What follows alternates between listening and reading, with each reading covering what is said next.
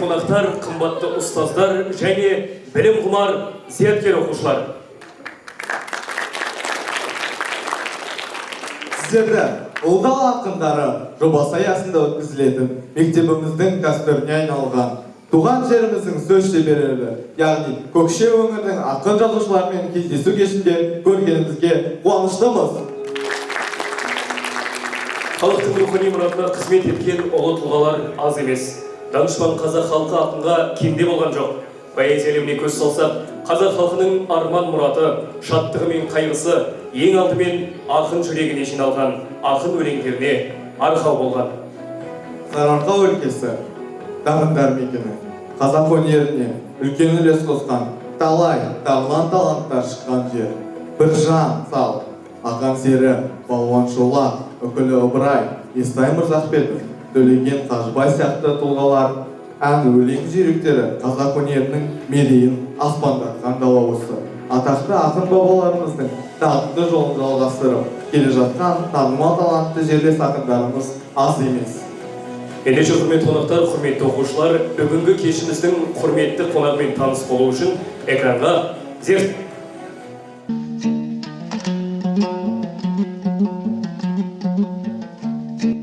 Алмаз Қажыбайұлы Темірбай 1979 жылдың 22 қаңтарында бұрынғы Көкшетау облысы, Көкшетау ауданы Ортақ ауылында дүниеге келген. Ортақ орта мектебінде, Ақан Сері атындағы Мәдениет колледжінде, Әл-Фараби атындағы Қазақ мемлекеттік ұлттық университетінде білім алған. Өлеңдері Қазақстан жас ақындар антологиясы, Қос ішек, Зеленді көктемі, Жас толқын, Сыр сандықты ашып қара, Көкшетау жас ақындар антологиясы, Шабыт жеңімпаз жас ақын жазушыларының антологиясы, Жыр маржаны 10 томдық қазақ поэзиясының антологиясы ұжымдық жыр жинақтарға енген. Алла жар, Жұмақ жұрт, автопортрет, 1001 мұң атты кітаптары жарық көрген. Белгілі әдебиетші, ғалым Нұртас Ақатұлының Алмаз Темірбай шығармашылығы туралы жазған Алаштың Алмас ақыны атты монографиясы Келешек 2030 баспасынан 2008 жылы жеке кітап болып шыққан. Бірнеше өлеңі Қазақстан Республикасы Білім және ғылым министрлігі бекіткен орта мектептер бағдарламасына енген. 2001 жылдан Қазақстан жазушылар одағының және 2004 жылдан журналистер одағының мүшесі. Алмаз Темірбай 30-дан астам облыстық, республикалық, халықаралық байқаулар мен жыр мүшәйраларының жеңімпазы. Атап айтсақ, бір өлең, бір әлем атты республикалық жыр мүшәйрасына 2 рет қатысып, жүлделі 1-ші орынды және бас жүлдені жеңіп алған. Халықаралық шабыт фестивалінің 2 мәрте лауреаты және гран-при жүлдесінің иегері. Халықаралық түрік поэзиясы фестивалінің лауреаты. Мұхтар Шаханов тағайындаған Төлеген Айбергенов атындағы сыйлықтың лауреаты. Қазақстан жастар одағының серпер сыйлығының лауреаты. Қазақстан Республикасы үкіметінің дарын мемлекеттік жастар сыйлығының лауреаты. Қазақстан Республикасының жастар одағының серпер сыйлығының лауреаты Алмаз Темірбай. Қошеметтеп қарсы алайық.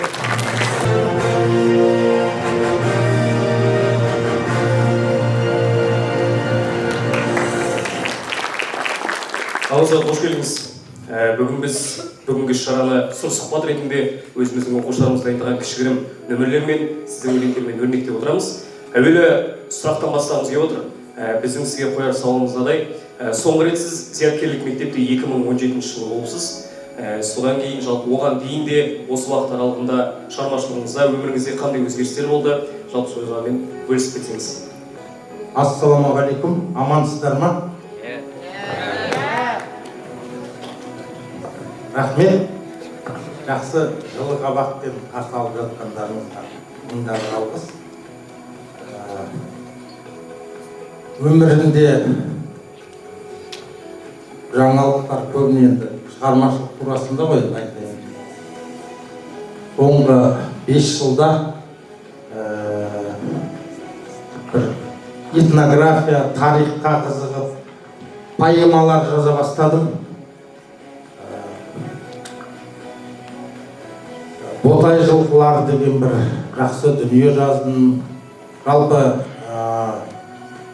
екінің бірі әр ақын көлемді шығармаларға, эпикалық туындыларға бара бермейді. Көбі енді лирикалық өлеңдер жазады ақындар. Ал мына заманда сол оқырманға, жас ұрпаққа керек дүние ол поэма деп ойладым. Енді ол үшін көп ізденуге, көп оқуға тура келді. менің екінші тынысым осы поэма жанрыма деп ойлаймын. 21 жасыңызда жазушылар одағына қабылдандыңыз. Өзіңіз неше жастан бастап өлең жазумен айналысасыз? Енді 4-5 сыныптарда тақпақ жаздық қой, өлең жаздық, тақпақ ол кезде. Одан кейін жазбай кеткен кездер болды. Жалпы мені ақын қылған менің тағдырым деп ойлаймын. 13 жасыма дейін мен көп ертіктім. 1,5 жасымда сығандар ұрлап алып кеткен Ортақ деген ауылда туып өстім. Сол жерде содан бір басталды. Жазғы демалысқа шыққан кезде аяғың сынады, аяғың жараланады, белден төмен әйтеуір аяқ тізе. Содан көп жарақат алдым. Балаларға ілесіп, ойнап кете алмайсың, ақсаңдап жүресің. Сосын ол заманда енді интернет жоқ. Өзім телевизор көп көрмеймін, менің ермегім кітап болды. Кітап, газет болды, ауылдың кітапханасын оқып тауыстым десем де болады. Мектептің кітапханасын көбіне жануарлар әлемі қызық болды. Содан бастадық. Қазақ ертегілерін оқыдық. Ақын журналист емес, зоотехник не врач болам деп ойлағам негізі. Жүйрік атқа қызықтым. Баяғы қазақтарша бүркіт ұстап аңға шығуды армандадым. Кейін енді республикалық олимпиадаларға қатыса бастадық. 9-10 сыныптарда. Содан жүлдегер болдық. Сол кезде оқушылардың менімен бірге барған жарысқа оқушылар сол Казуге, Алматыға оқуға барамыз, филологияға барамыз, журналистикаға барамыз деген соң мен де сол журналистиканы таңдадым. Алматыда білім алдым. Бәрібір ішімде сол төрттілікке, жануарларға бір қызығушылығым болып тұрады. Өзіңіз тілге келгендіңіз, кітап оқуды жақсы көргендеріңіз. Жалпы мен осы жерде зияткерлерге сұрақ қойғым келіп отыр. Назарбаев зияткерлік мектептерінде кітапқа байланысты, ақындыққа, шығармаларға байланысты қандай жобалар бар, соны еске түсіріп кетейікші. Кім біледі? 100 кітап жобасы бар, иә, және де бүгін біздерде экранда жазылып тұрған қандай жоба? Бәрекелді, ұлы дала ақындары алмаса, бізде зияткерлік мектептерде ұлы дала ақындары, замандастар жырлары, соның ішінде 100 кітап жобасы бар. Міне оқушылар да біледі. Енді сізге мынандай сұрақ қойғым келіп отыр. Сөз сіз енді кітап кеңес беру енді ол абстрактілі дүние ғой, әркімге әртүрлі, бірақ дей тұрғанмен өзіңізге әсер еткен. Мысалы, балаларға да қызық болатын, балалар әдебиетінен бәлкім шығармалар, өзіңіздің бір санаңызды өзгерткен шығармаларыңызға әсер еткен, өміріңізге әсер еткен шығарманы, кітапты айтып бере аласыз ба? Бірегей мысал болсын келді. Зейнел Ғабиден Иманбаев деген Солтүстік Қазақстан облысының жазушысы өткен, балалар жазушысы, өмір бойы ауылда тұрған. Сол кісінің Қыран түлегі деген этнографиялық кітабы бар. Сол маған қатты әсер етті, сол кітап. Жалпы осы өлкенің, осы Көкшетаудың, солтүстіктің тарихын білу үшін жерін, суын, мүмкін ол сіздердің аталарыңыздың, нағашы аталарыңыздың жері шығар.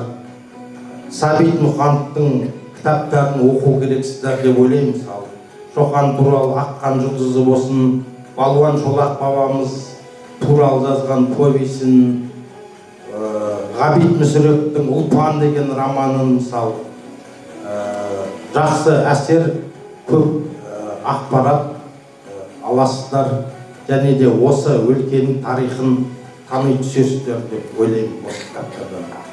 Бәрекелді, рахмет.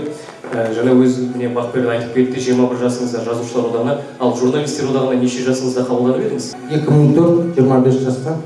Енді оқушыларға да меніңше қызық болатын секілді, өлең жазбаса да, шығарма жазбаса да, бәлкім публицистикамен айналысатын оқушылар отыр деп ойлаймын. Араларыңызда журналистер одағының қабылданудың критерийлерін айтып жүресіз. Мысалға, ақындыққа, яғни жазушылар одағына қабылдану белгілі бір түрде оқушылар түсінікті деп ойлаймын. Өлең жазып мысалға қабылданады, ал журналистер одағына қабылданудың қандай шарттары бар, критерийлер, талаптары бар? Негізі журналистер одағына қабылдану оңайырақ жазушылар одағына қарағанда. Егер 2-3 жыл газетке мақала жазып жүрсең, не бір газетте қызмет істесең, телевиденияда қызмет істесең, онда жазушылар журналистер одағына оңай қабылдайды.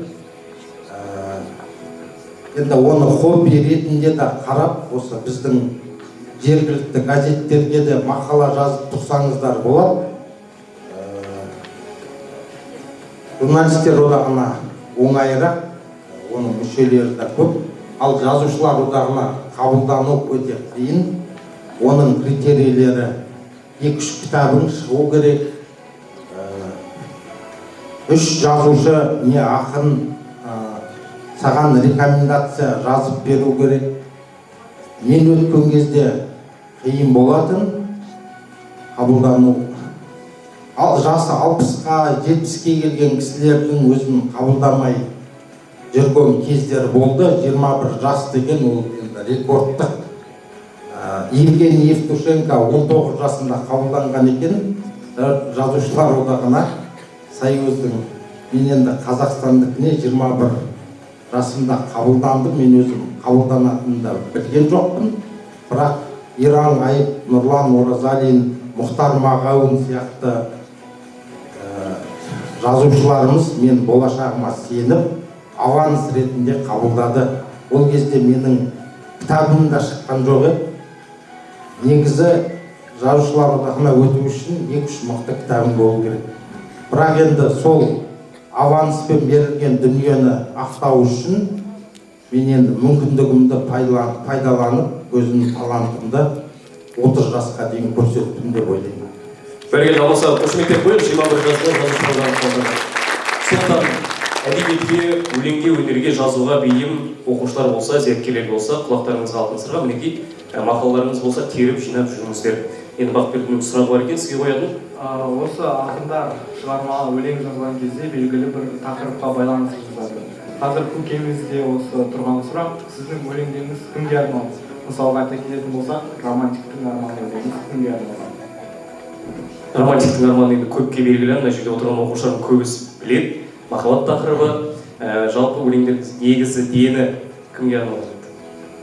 Енді ол тарихи шығарма болмаса, бір лирикалық өлең болса, ол кімге арналған маңызды емес деп ойлаймын да. Оны мысалы сіздер танымауыңыз мүмкін. Қазақтың бір қызына арналған өлең, аты жөнін айтқанмен ештеңе бермейді. Мәселе қалай жазылды, мен қалай жеткіздім ойымды, сезімімді, мысалы, не бір идеямды қалай жеткіздім, әңгіме сонда. Ал енді бір тұлғалар туралы жазған кезде, оның жөні бір бөлек. Жақсы, рахмет, түсінікті.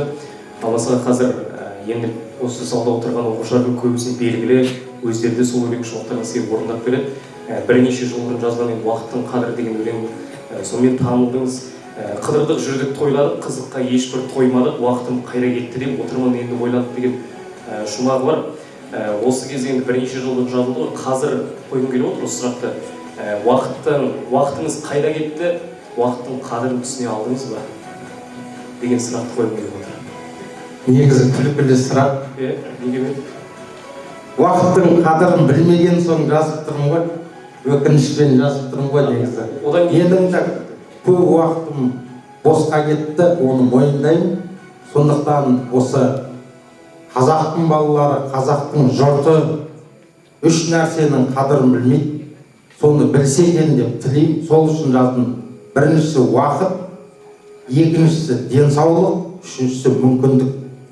Қазір мына оқушыларда керемет мүмкіндік бар, өмірлері өз қолдарында, кім болам десе де бола алады.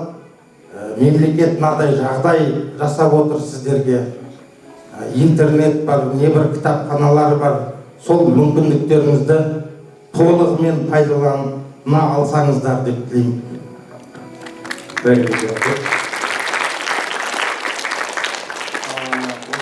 Анар Қабдуллина есімді зерттеуші 2015 жылдың шілде айында ақын Алмас Темірбай поэзиясындағы тас семантикасы атты мақаласын жариялаған еді. Шығармаларыңызда тағы қандай ерекше символдар бар? Енді ол өлең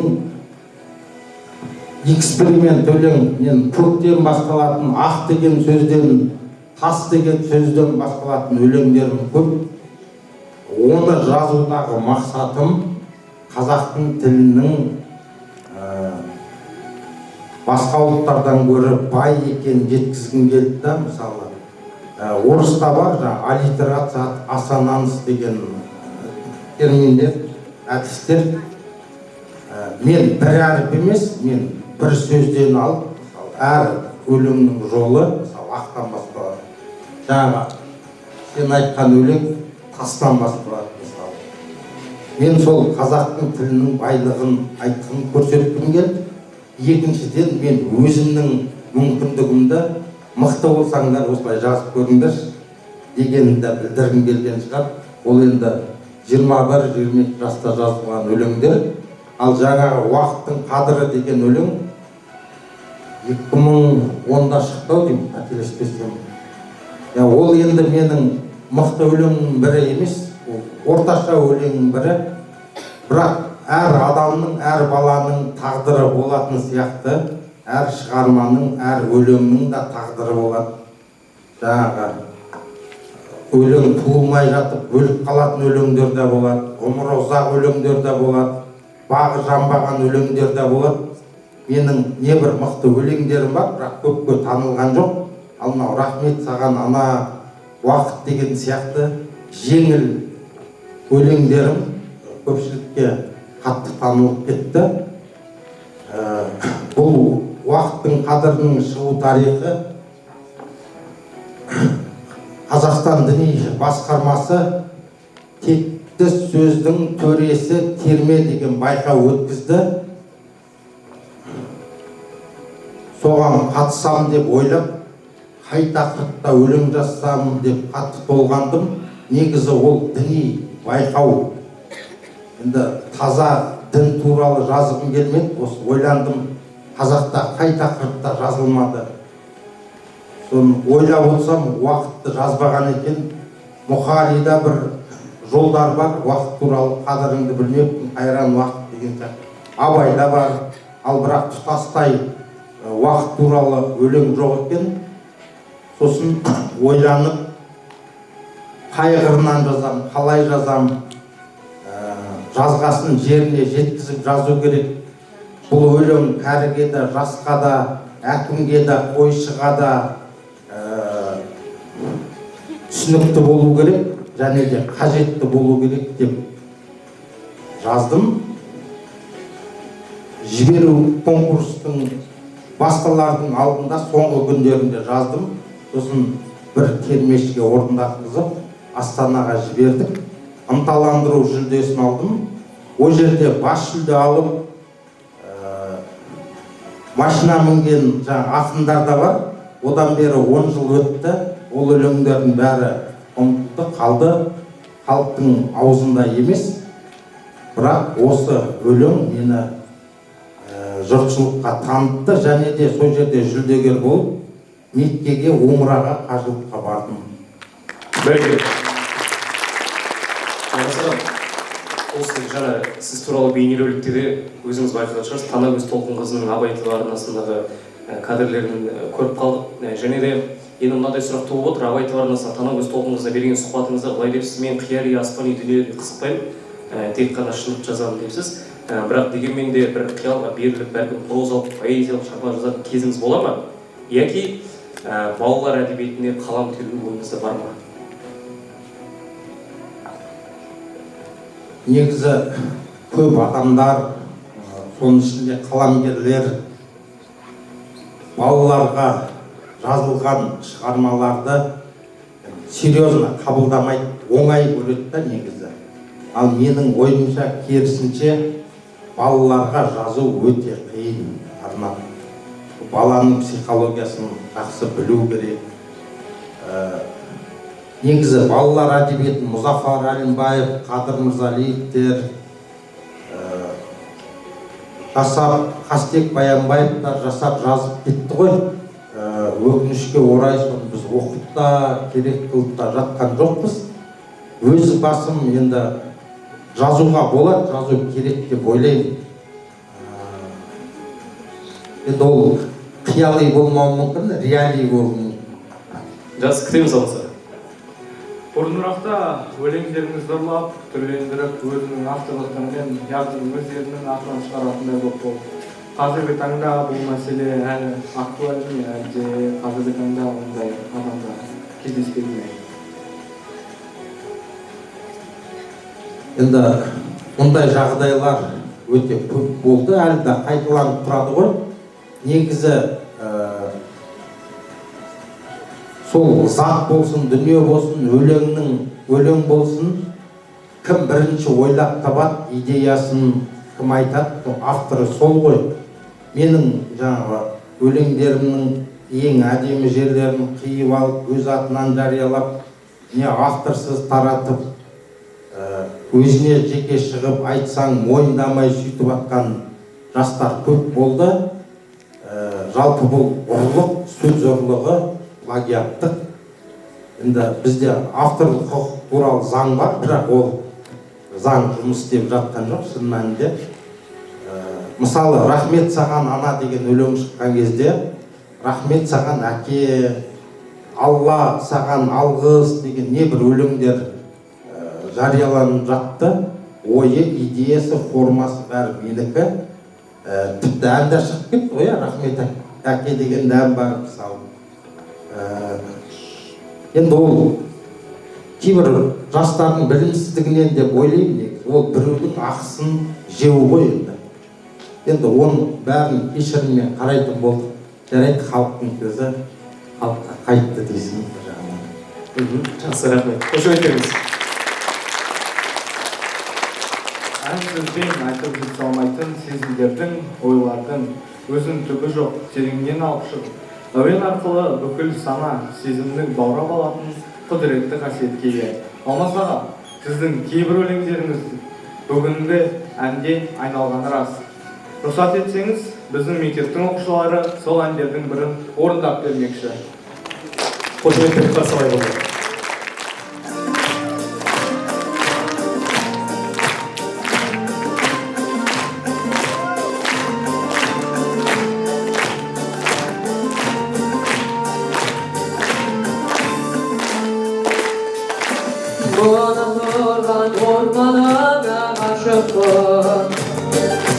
Шұғатылған жолдарыңа ғашықпын. Көкте жүрсек сен деп жерге төселем. Шетте жүрсем бір көруге асықтым.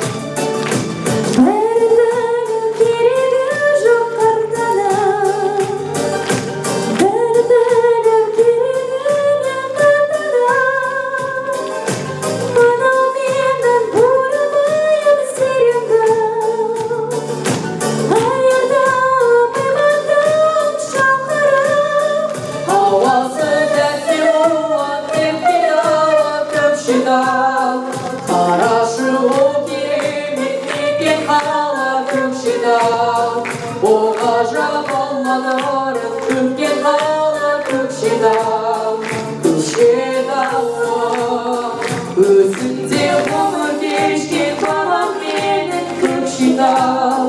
Өзіңде туып өскен балам менің Көкшетау. Илелі далам менің, қалам менің Көкшетау. Көкшетау.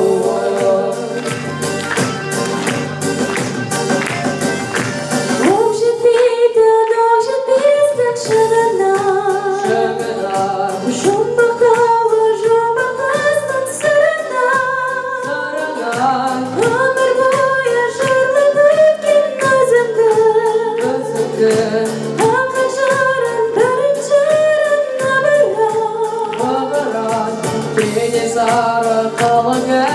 Korgan jер, азаттықтың рухы көзге тұнған жер, көкшетауда басын қосып үш жүзім, Абылайдың хан ордасы тұрған жер, ауасы тәтті болуы текке дала Көкшетау. Қарашы керемет неткен қала Көкшетау, о ғажап алған ұрын төккен қала Көкшетау. Көкшетауға өзіңде ғұмыр кешкен бабам менің Көкшетау, өзіңде туып өскен балам менің Көкшетау. Киелі далам менің, қалам менің Көкшетау, Көкшетауым.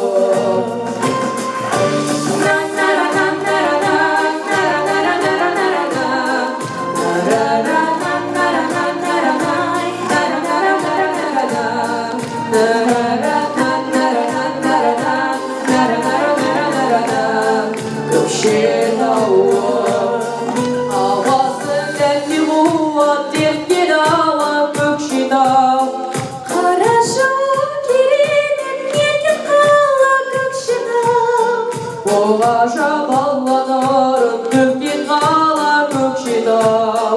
Көкшетауға өзіңде ғұмыр кешкен бабам менің Көкшетау, өзіңде туып өскен балам менің Көкшетау. Киелі далам менің, қалам менің Көкшетау, Көкшетауым.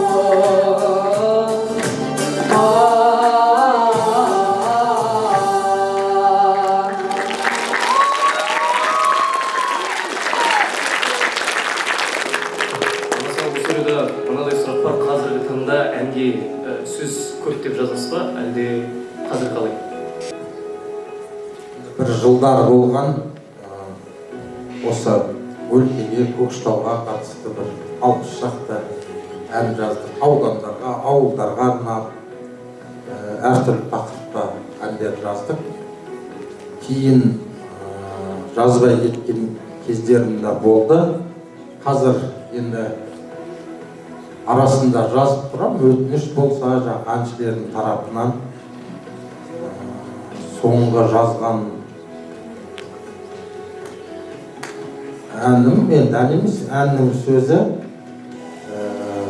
Ғалымжан Жолдасбай деген Маңғыстаудың әншісі бар, атақты Көкжөтел деген әнді орындайтын жігіт. Соның өтініші бойынша Маңғыстау елі, Жаңаөзен, Ақтау туралы бір ән жаздық. Жақында естірсіздер. Студияда жазып жатыр. Жақсы күтеміз. Көп рахмет.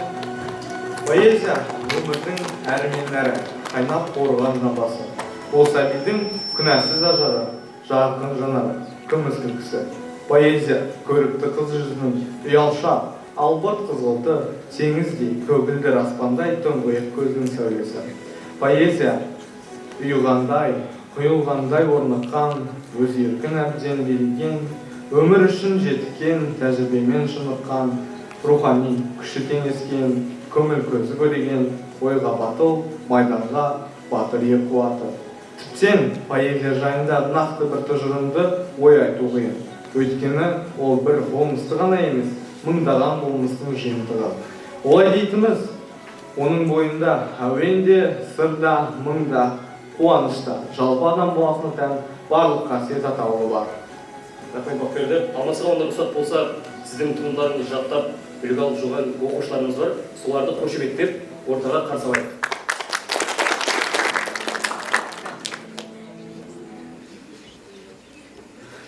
Өте пәк, өте кербез, өте керім.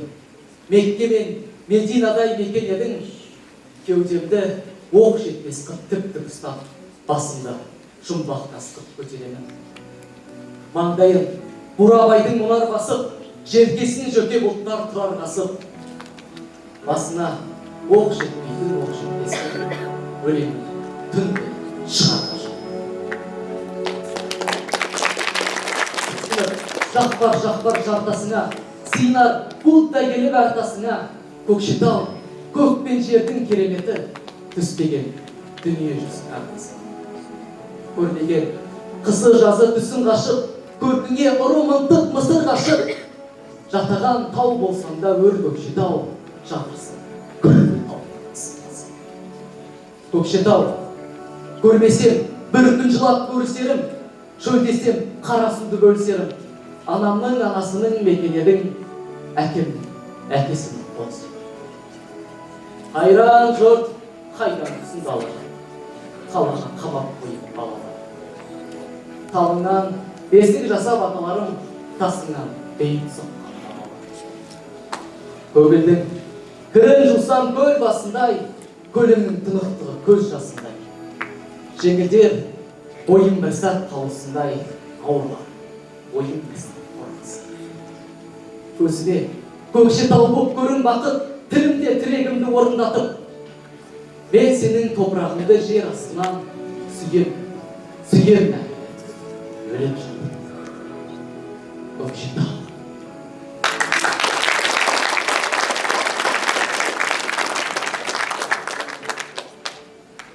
Дүние драма.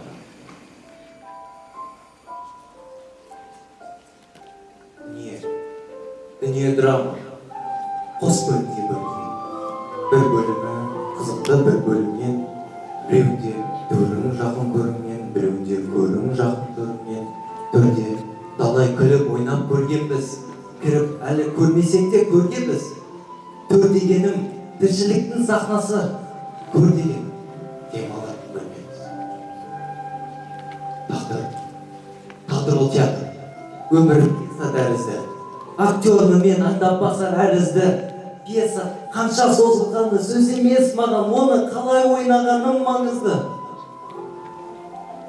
Мәңгілікпен жалғастырып жолымды, өмірмен таң қалдырам өлімді. Рөліндемін мен бір туар ақынның, ойнай алмас ешкім менің рөлімді. Меніменен бір мұңайып, бір білем, ойыныма отыр қарап бүгілен. Сайтаным бар, періштем бе, неден тұр? Сахнаның сыртындағы сувенир.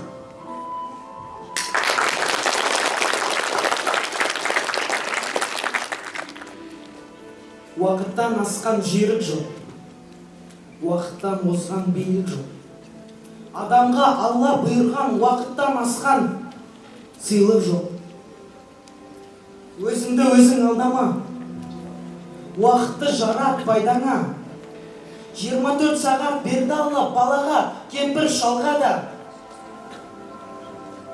Өткізе салма жай ғана, уақытты жарат пайдаңа.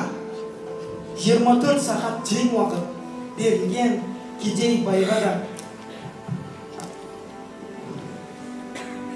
Уақытты жарат пайдаңа, қолыңды босқа байлама.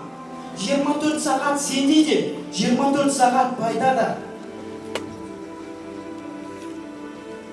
Осыған, досым, не дейсің? Өзіңді кімге теңейсің? Уақытың бірдей, о неге? Анау бай, ал сен кедейсің.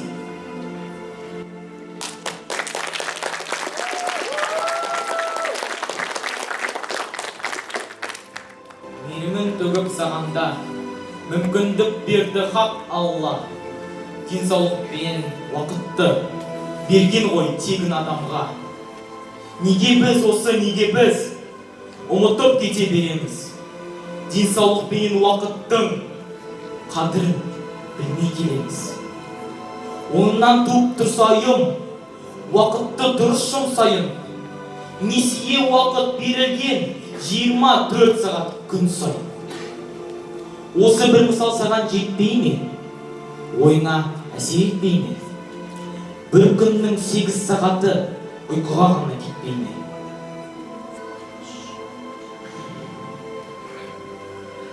Сегіз-ақ сағат не тегі? Дейсің бе уақыт жетеді? 12 айдың 4 айы ұйқымен сонда өтеді.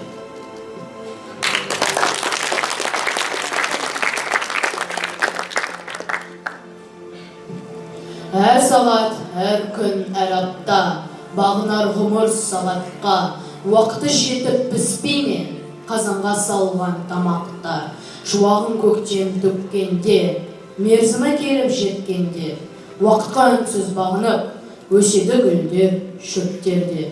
Үгітіп жолға тасталған, мына құм бұрын тас болған. Уақыты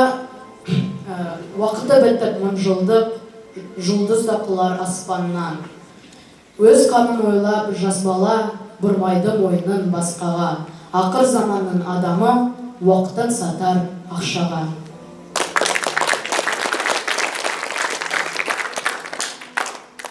Ойлама бәрін білем деп, шалқып та тасып жүрем деп.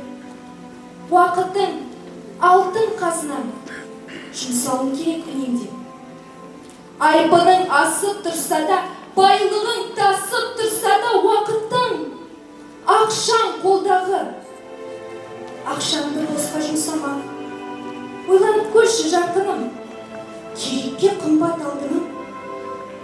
Өмірім қалса жарты күн, уақытың қалса жарты күн. Үйдегі затың тоналса, қалтаңнан ақша жоғалса, іздейсің жоқта өкініп, уайымға батып оқанша. Ойланбай неге келеміз? Дүние десе өлеміз. Уақытың өлсе, жоғалса, уайымдамаймыз неге біз?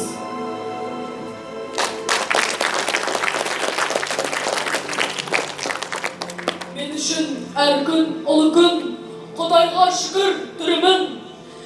Бір минут уақыт деген сөз, бір үзік менің ғұмырым. Уақыт жоқ менде кектенер, қызғанып іштей жек көрер. Уақыт жоқ менде, уақыт жоқ, біреуге ренжіп өкпелер. Уақыт жоқ менде біреуге жамандық ойлап тілеуге. Уақыт жоқ менде, уақыт жоқ, біреуді сынап мінеуге. Уақыт жоқ менде ашуға, жылауға, бір сәт ашуға.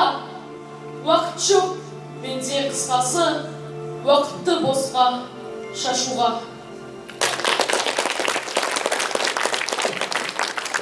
Әдемі сағат таңдайсың, көресің ұстап, әр қайсысын.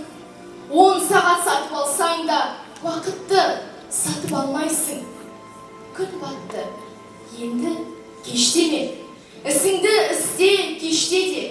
Мерзім өлсе, қарызға бермейді уақыт ештеңе. Қайтарылмайды бұл уақыт, қайталанбайды бұл уақыт. Таппайсың ертеңіз десең, қайта оралмайды бұл уақыт. Уақыт-ай уақыт зырлайды, артына мойнын бұрмайды. Кешіксең бітті, ол сені бір секунд күтіп тұрмайды. Өткенді жалғай алмайсың, тағдырды таңдай алмайсың. Қулығың күшті болса да, уақытты алдай алмайсың.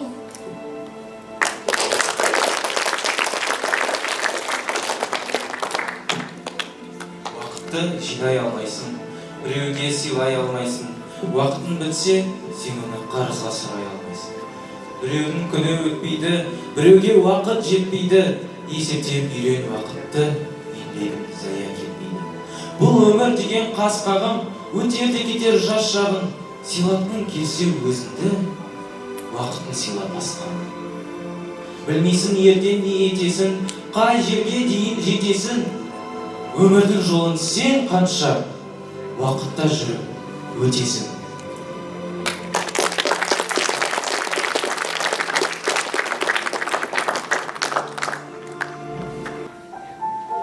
Гүл алыңыз, мархабат, гүл алыңыз. Шарықтасын, шалқысын, жыр әніңіз. Бүгінгі күн мереке болмаса да, ақ раушандай құлпырып қуаныңыз.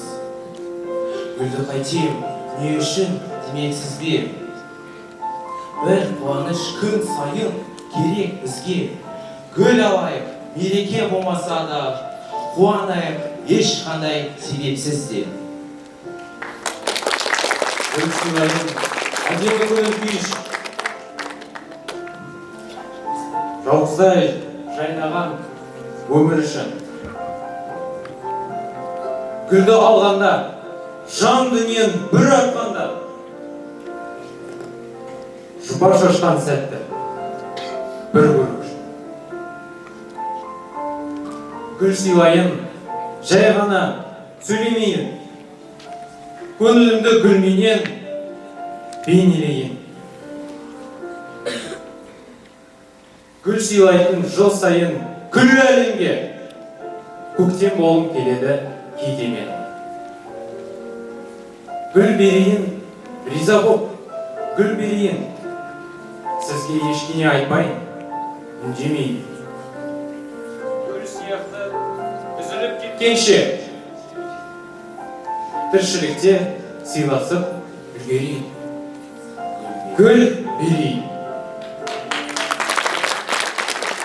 Белгілі зияткерлерімізге қошемет көрсетейік. Алмасыға мінекей біздің зияткерлер өздерінің өлең жолдарын ұсынды. Оқып шықты сіздің өлеңдеріңізді. Енді өзіңізден қонаққа де болса, өзіңіз қалаған өлеңді біздің оқушыларға оқып берсеңіз.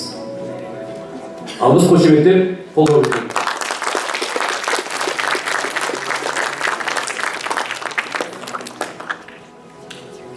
Өлең көп. Оқушылар қай тақырыпта өлең? Көктем, сен қашан келесің? Көктем. Ана дейді, махаббат дейді. Анаға деген махаббат бар ма екен? Қазақ деген өлең оқып берейін. Сол жазушылар одағына қабылданатын кезде жас кезде жазған жақсы өлеңдердің бірі. Содан бастайын. Ананы кейін оқиын. Мен баяғыда 11-ші ғасырдың аяғында туыппын. Атағын атаң көтермес, атамның жолын қуыппын.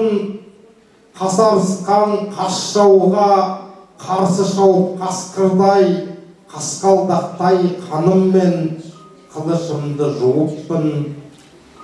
5 тасауға бел артып, 5 қаруды асынып, 5-6 күндік жерлерге бір күнде жетіп асығып, жаһаннамға жөнелткем жанын жауыз жауымның аттандаған даусымды алты қырдан асырып, ерлігіме сүйсінген жасап ойын тойды жұрт, туғалы құрық тимеген ту биені сойдырып, бабалар бата беріпті аруағыңды асыр деп, ойпаң жерді қыр қылып, қырат жерді ой қылып, бәрі әлі есімде.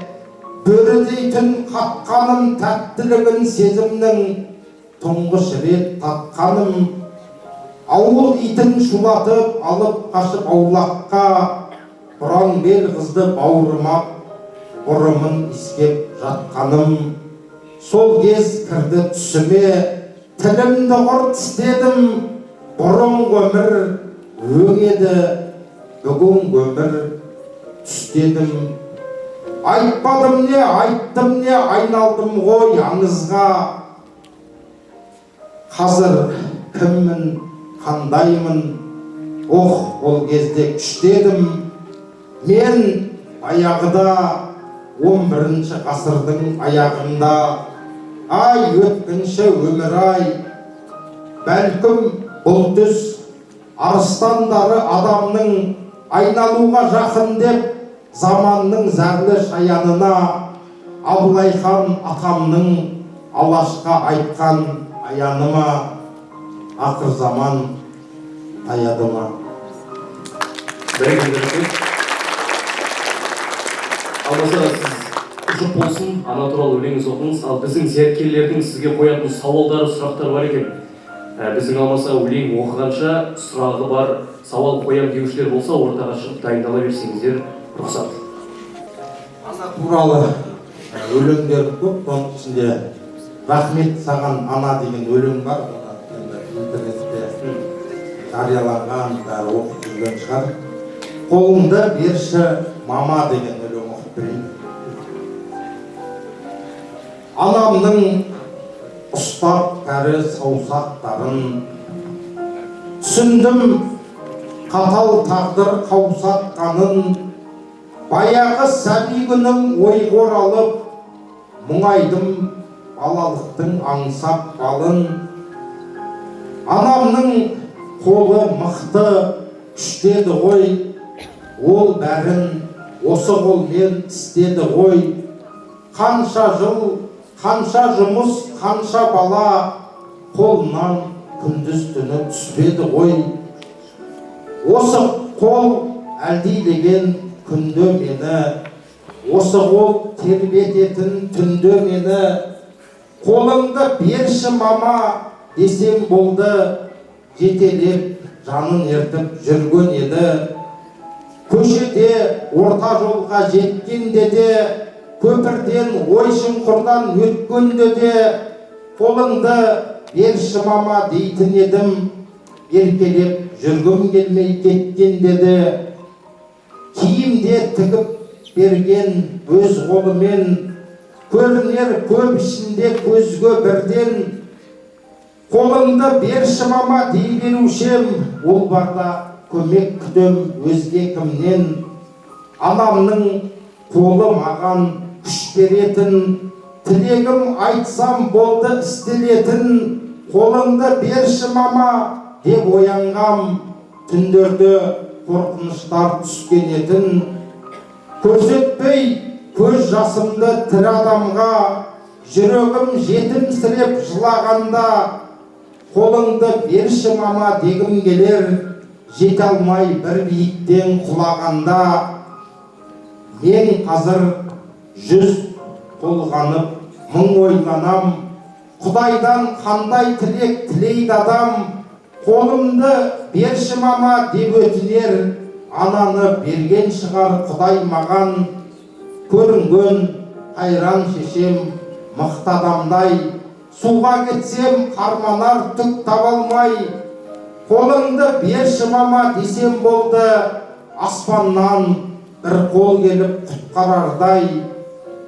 Жүрегім сағынышпен шерге толдың, өмірден өткен бәрі мен де өтермін.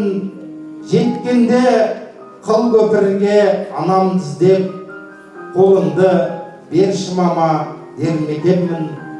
Қолыңды берші мама.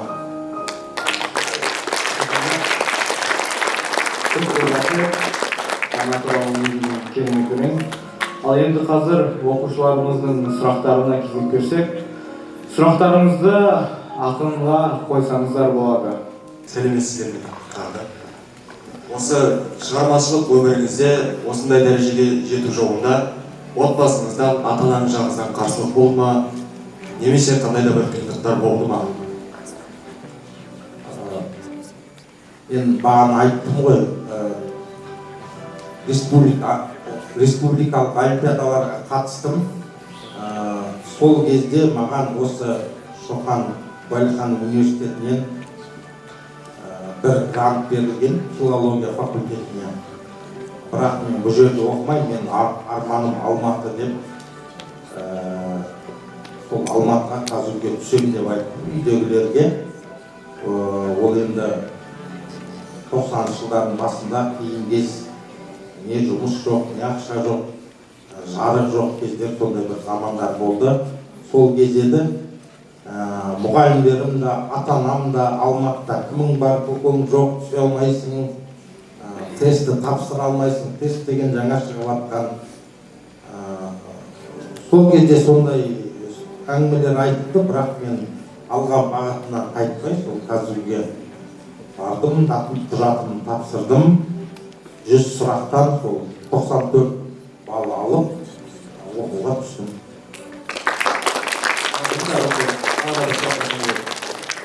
Осындай дәрежеге жетуіңізге ең үлкен үлесін қосқан адам кім?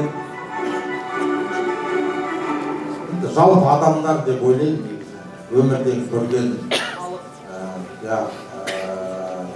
тағдырлары, адам адамға ғибрат алу үшін жаратылған деп айтады ғой, негізгі бір адам болса, ол менің атам, Темірбай деген атам, ескіше оқу білетін, өте сауатты адам болды, білімді. Сол кісінің бауырында, тәрбиесінде болдым. Мені өсіріп, 16 жасқа жеткізіп, мектеп бітіргенде сол тәрбиелеген адам сол. Ол туралы 2-3 өлеңім де бар, жазған. Бір қызығы енді 87 жасында қайтыс болды. Ол кісінің миссиясы, мақсаты сол кішкентайынан осы немеремді көрсем, оқу бітіргенін көрсем, тілеп жүретін. Сол 25 мамырда менің атам қайтып зиратта, сол атамызды жөнелтіп жаттық. Соңғы қоңырауға көре алмадым, хат салмадым. Бірақ сол өміріне қатты әсер еткен адам сол атам деп ойлаймын. Және соңғы сұрағы. Осы жазушылар одағы, қазіргі заманның жазушылары, болашақ жазушылардан қаншалықты үміт күтесіздер және қандай үміт күтесіздер? Енді қазақ халқы ақындарды ерекше құрметтеген, оның себебі мысалы 2 ғасыр бұрын уақыт алайық, не 1 ғасыр бұрын әр қаламгердің өз миссиясы болады. Мысалы ол заманда журналист деген мамандық жоқ, психолог жоқ, философ жоқ, педагог жоқ, сондай замандар. Мысалы ақындар батырлармен бірге жүріп, Ақтанбет, жыраулар сияқты рух беріп, жаңағы батырлармен бірге соғысқа қатысып жүрді ғой енді. Жыраулар, мысалы, жыраулар поэзиясын жақсы білесіздер, оқытыңыздар. Кезінде дін таратқан ақындар да болды, Ыбырай Алтынсарин сияқты мектеп ашқан ақындар болды. Олардың миссиясы сол болды. Ахмет Байтұрсынов секілді, мысалы, Мағжан болсын, Міржақып аталарымыздың миссиясы оқулық жазу болды. Мысалы, қазақты білімге, өнерге бағыттау болса, қазіргі заманның ақындардың миссиясы мүлдем басқа, ал болашақ ақын жазушылардың миссиясы сол білім, ғылымға ұмтылдыру деп ойлаймын халықты. Енді қазір діни бағыттағы ақындарымыз өте көп қой, енді ол да керек шығар. Бірақ ислам дегеннің өзі ол дәстүр емес, ол ғылым, өте үлкен ғылым.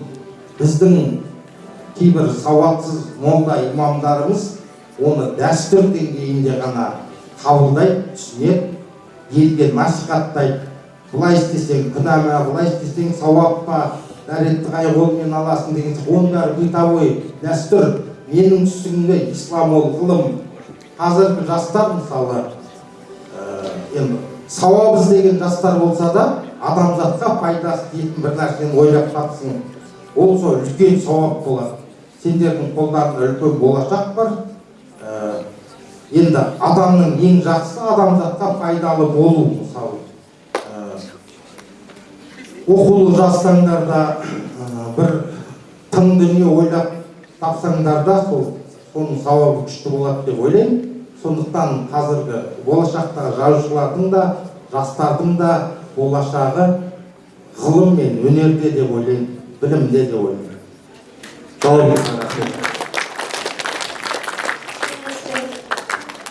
Сізді ақын ретінде көшеде таниды ма халық өзі көрген кезде? Көкшетауда таниды-ау, Қазақстанда деп көрейікші.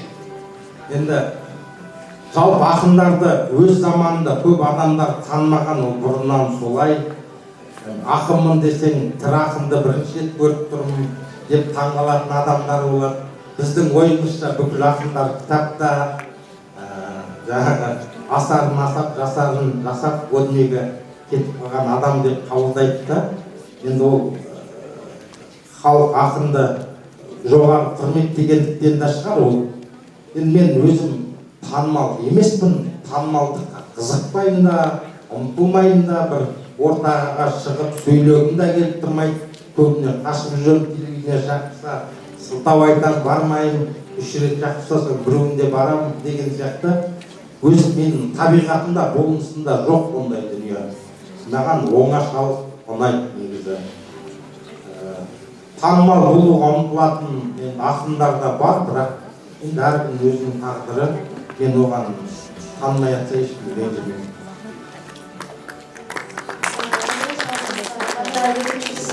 Сіздің ең сүйікті шығармаңыз қандай? Өзіңіздің шығармаларыңыздан.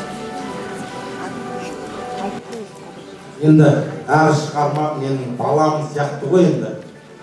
Жүрегімнен шыққан соң әр баланың әр мінезі болады. Жаңа туған баланы жақсы көріп атамыз ғой. Сол әлі сәби жаңағы Бұлтай жылқылар деген поэмама деп ойлаймын. Ол тарихи этнографиялық поэма негізі. Оны мен жаңағы жастарға, жас ақындарға оқытқанда бәрі таң қалып, сіздің сондай энциклопедиялық біліміңіз бар екенін білмеппіз деп таң қалып жатқан ақындар болды. Айбек Қалиев деген белгілі айтыскер ақын, досым, филология ғылымдарының докторы Айбек Қалиев. Оны оқығанда бұл поэзия тілінде жазылған докторлық диссертация деп бағалады. Енді сол шығарманың қазаққа пайдасы көп болады деп ойлаймын. Тағы да бір 2 бөлім қоссам ба деп әлі де ойланып жүрмін. Негізі аяқталып жазылып қойған дүние. Бәрекелді, сәттілік тілейміз. Сіздің сүйікті ақыныңыз кім болады? Кімдеріңіз немесе? Қазақта ұлы ақындар, мықты ақындар өте көп. Мағжан болсын, Абай болсын, Махамбет болсын, Мұқағали. Біз танымай жатқан бір ақын бар, ол Жұмекен Нәжімеден, біздің гимннің авторы. Ол кісі де жаңағы оңашалықты жақсы көретін философ ақындарымыздың бірі. Өкінішке орай көп насихатталмайды, оқылмайды. Ол менің бір ұстазым деп айтсам болады. Қарабауыр Қасқалдақ деген әнді жазған, өлеңін жазған Есенғали Раушанов деген ағамыз өткен өмірден. Ол да қазақтың керемет классигі. Қазақта мықтылар көп жазылып жатыр, айтылып жатыр. Бірақ енді заман, уақыт сондай оқылмай жатыр ғой. Біз қазір бір жалған шешендерге, бір блогерлерге, коуч тренерлерге ұмтылып кеттік, соларды тыңдаймыз. Мысалы айтыскер ақындарды тыңдаймыз.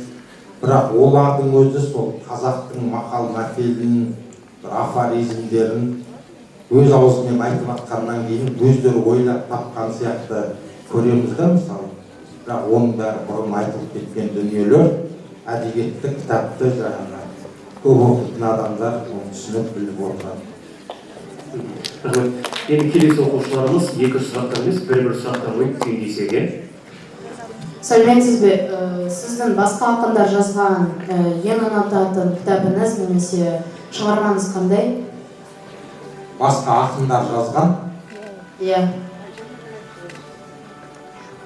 Жаңа айтып өттім. Есенғали Раушановтың Қарабауыр Қасқалдақ деген кітабы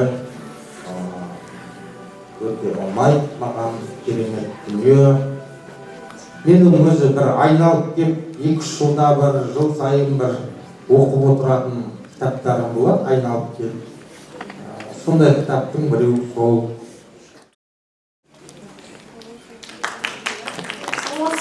Сіз шығарма немесе өлең шығарғаныңыздан қаншалықты үлкен табыс таптыңыз?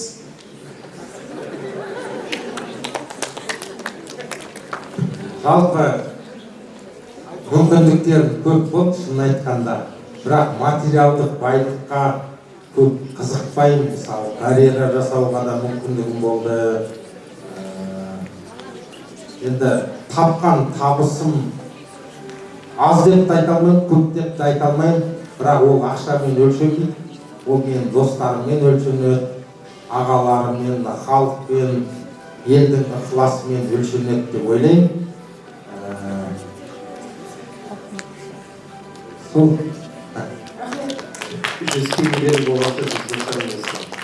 сіздің бала күнгі арманыңыз қандай болды?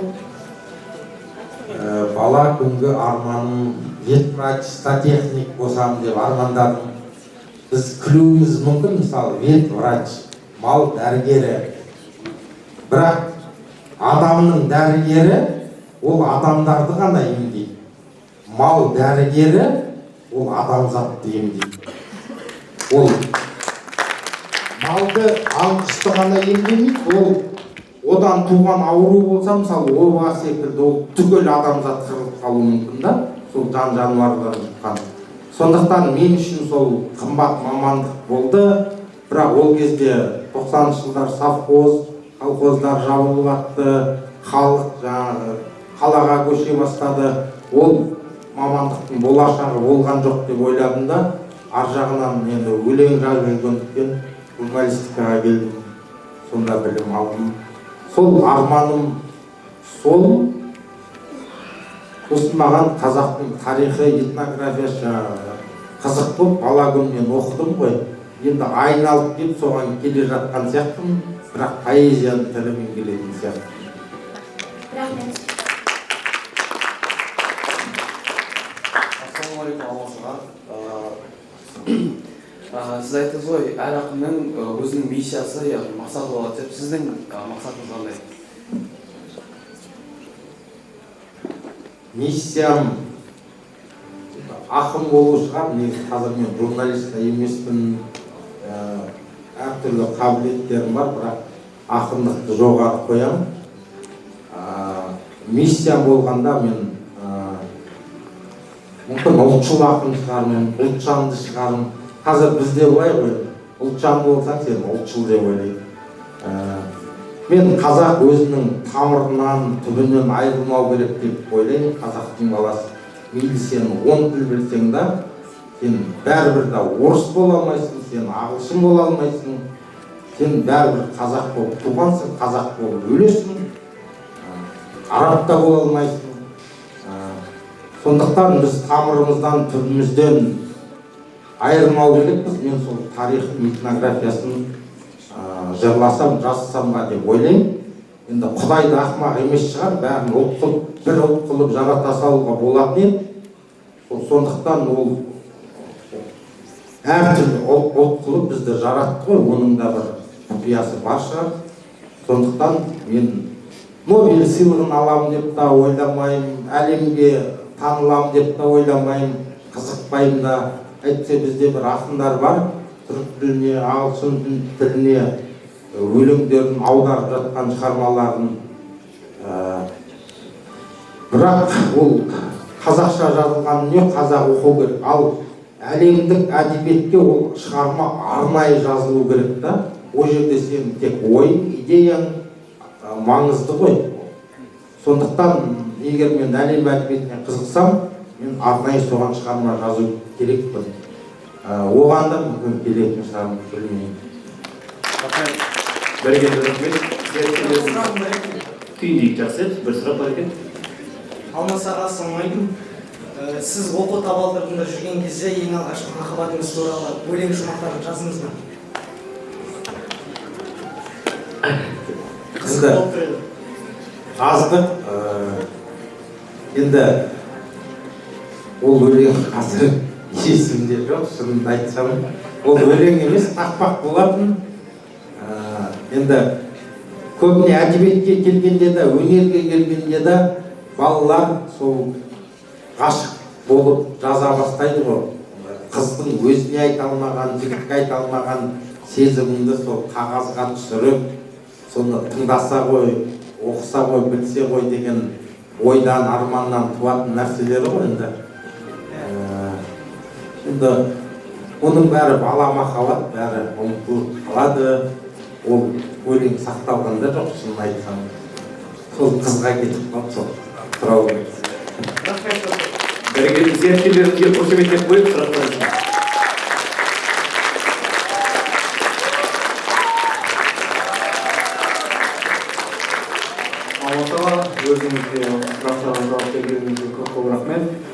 енді осы келген көрермендерге, өзіміздің зияткер оқушыларға, осы барша қауымға өзіміздің жылы лебізімізді білдіріп, осы оқушыларға алдыңғы өмірде осы бастамаларына кеңес ақылыңыз беріп кетсеңіз. Сый құрметтеріңізге, қошеметтеріңізге мыңда бір алғыс. Бұл Назарбаев зияткерлік мектебі осы біздің қаламыздағы ең мықты мектептің, алдыңғы қатарлы мектептің бірегейі ғой. Мен қуанам, біздің елімізде, біздің қаламызда осындай мектептің бар болғанына, және жаңаған осы кеш басталмай тұрып, балалардың шығармашылығымен таныстық, өз қолымен жаңағы бір қыш өнерінен сабақ алып, тарелка жасап та көрдім, жаңағы сурет, балалардың да өнерлерімен таныстым, робототехникамен айналысатын балалардың жұмыстарында қарап шықтым. Енді айтатын көп ақылым жоқ. Негізі мүмкіндік беріп тұр ғой, енді заман, уақыт, Құдай. Сол мүмкіндіктеріңізді пайдаланып, уақыттарыңызды интернетке, жеңіл әзілге, приколға жұмсамай, осы уақытта жақсы білім алып шықсаңыздар, оқысаңыздар, үйренсеңіздер деп тілеймін. Болашақта осындай озат оқушыларымыз қазақтың атын әлемге танытады, өнерін, ғылымын, экономикасын алға жылжытады деп ойлаймын. Мен достыққа қатысты бір нәрсе айтқым келеді. Енді біз біраз өмір көрдік, неше түрлі досты көрдік. Оның ішінде адал достар да бар, арам достар да бар, амал достар да бар. Бірақ ең жақсы, ең мықты, ең адал достар осы сіздердің кластастарыңыз, достарыңыз, бала күнгі достарыңыз. Олар сіздердің қызметтеріңізге, атақтарыңызға, байлықтарыңызға, ата-аналарыңызға қарап дос болмайды, шын көңілден дос болады. Болса, осы достықты сақтаңыздар деп дегім келеді. Сіздер мысалы осы Көкшетаудан, осы мешіттің болашақ түлектері, өмір бойы бірге жүрсеңіздер, бір-бірлеріңізді сыйласаңыздар, құрметтесеңіздер, бірге болсаңыздар деп тілеймін. Мысалы бір жас ғалым шығып келе жатса да араларыңыздан Эйнштейннен артық көрулеріңізді сұраймын. Жас әнші шығып келе жатса Қайрат Нұртастан артық сыйлап, қолдауларыңызды тілеймін. Өйткені нағыз достарыңыз, осы кластастарыңыз, бірге оқыған балалар деп ойлаймын. Сол сіздерге бірлік тілеймін. Қазақтың өнері мен білімі, ғылымы дами берсін деп тілеймін. Бәрекелді. Осы енді сөзіңізге жалғай, жылы лебізімізді кітап табыстау рәсіміне кезек берсек, ашығын айтқан кезде осы зияткерлік мектептегі кітапхана қорында тап осы соңғы жылдары шыққан жеке батыр жинағымыз жоқ. Бұйымтайымыз бар еді, айтып едік, кітап алып келдіңіз деп, сол алып келген екенсіз. Біздің кітапхана қорына табыстауға рұқсат етіңіз. Және де кітап табыстау рәсіміне біздің мектеп директорының орынбасары, тәрбиеші жөніндегі орынбасары Идрисов Ерболат Кенжеболатовны шақырамыз. Қошемет беріңіз. Саламатсыздар ма, құрметті оқушылар?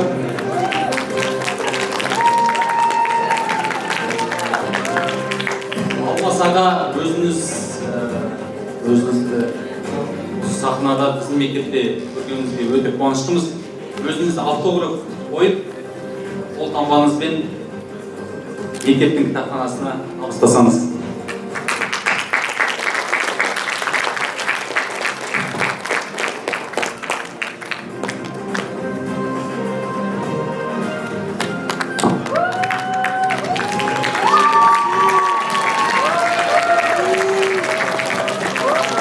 Құрметті оқушылар, біздің мектепке әдейілеп Ұлы Дала ақындары жобасы аясында келіп отырған Алмас ағамызға тағы да бір доғол шапалақ. Мектептің атынан сізге алғыс табыс етуге және атын аллах сыйлығыңыз бар. Құрметті зергерлер, қошеметтеңіз. Атыңызды сақтандырған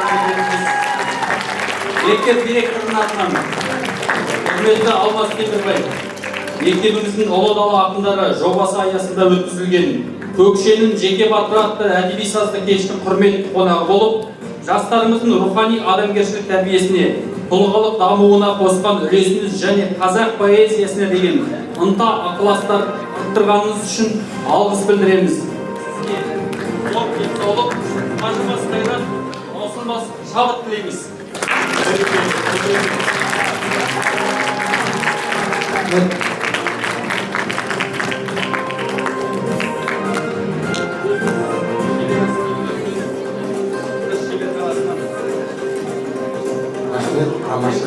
Алмас Темірбайға естелік.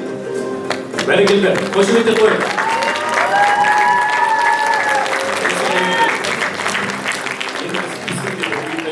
Қолтаңбаңызды қойып, кітап беріп жатырсыз. Енді жаңа ғана сұрақтар қойылды.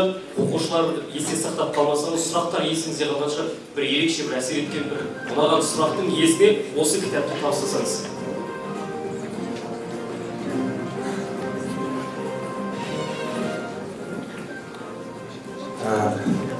Бала арманында сұраған оқушыға табыстайын. Өйткені армандай білген бала үлкен жетістіктерге жетеді деп ойлаймын. Арман туралы сұрақ қойған зерттеулеріңіз бар? Балаңның арманыңыз не деп жатыр?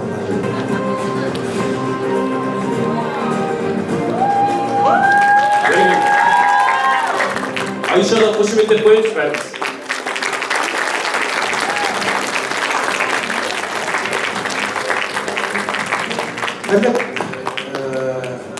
Сұрағына байланысты таңдадым, шын айтайын. Мамаң осы мектепте мұғалім, Гүлдана, кеше маған Инстаграм арқылы хабарласқан. Айша Молдаберген деген оқушы сіздің өлеңіңізді, мені қызым дейді, уақыттың қадірі деген өлеңді жатқа біледі, сайысқа қатысты деген сол қызсың ғой. Онда сен бір сол өлеңнен өзіңді оқып берсең, мен саған қолтаңба жазғанша. Қошеметтеріңіз. Солайда солай қарағым, жаның таппай қалауын, мен тағы Мұқағалидай 30-дан асып барамын. Күндерім, қайран күндерім, кеттікен қайда білмедім. Жоғалған жастық шағымды қайтарып берер кім менің? Қыдырдық, жүрдік, тойладық, қызыққа ешбір тоймадық. Уақытым қайда кеттікен деп отырмын енді ойланып. Уақыттан асқан билік жоқ, уақыттан озған жүйрік жоқ. Адамға Алла бұйыртқан, уақыттан қымбат сыйлық жоқ. Өзіңді өзің алдама, уақытты салма саудаға. 24 сағат берді Алла, балаға да, кемпір шалға да. Өзіңді уақытты жарат пайдаңа, қолыңды босқа байлама. 24 сағат сенде де, 24 сағат байда да. Осыған досым не дейсің? Өзіңді кімге теңейсің? Ана уақытың бірде 12, анау бай, ал сен кедейсің. Неге біз осы, неге біз ұмытып кете береміз? Денсаулық пенен уақыттың қадірін білмей келеміз. Осы бір мысал жетпеме, ойыңа әсер етпеме, бір күннің 8 сағаты ұйқыға сонда кетпеме. Жас өткен сайын кісілер уақыттың сырын түсінер. Азайыр сенен үлкендер, көбейір сенен кішілер.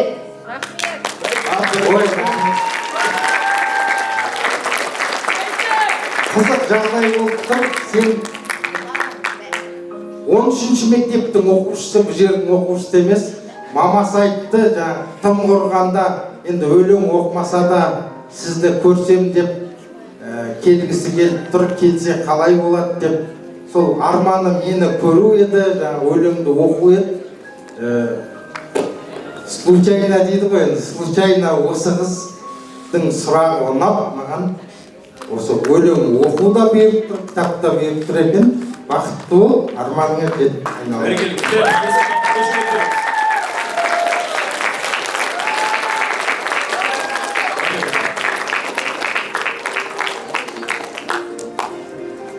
Құрметті зияткерлер, құрметті алмасынар, олай болса Көкшенің Шеге Батыры атты әдеби сазды кешіміз өз мәресіне жетті. Қош, сау болыңыздар.